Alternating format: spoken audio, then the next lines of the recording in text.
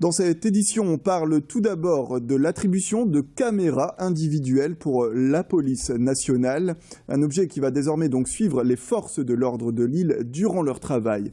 Accroché au torse, ce dispositif permettra d'enregistrer en temps réel les interpellations. Le but de ces caméras est de sécuriser les interventions sensibles, selon Didier Péroudon, le directeur de la sécurité publique du Nord.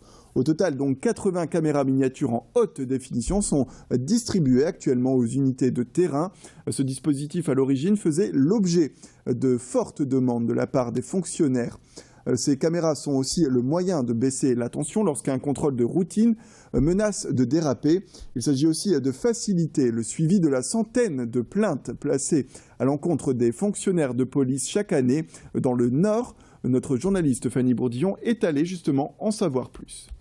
Le premier intérêt, c'est de faire diminuer la pression, parce que les essais qui ont été faits il y a quelques années sur ce type de matériel, mais qui ont été abandonnés parce que les matériels à l'époque étaient peu fiables. Ce qu'avaient donné ces essais, c'est d'une part de constater que la tension baissait automatiquement. C'est-à-dire à partir du moment où on était en présence d'un citoyen qui, pour une raison ou pour une autre, faisait preuve d'agressivité, le fait de lui indiquer que, à partir de maintenant, la situation était filmée, ramenait un peu plus de courtoisie et un peu moins de pression dans le débat.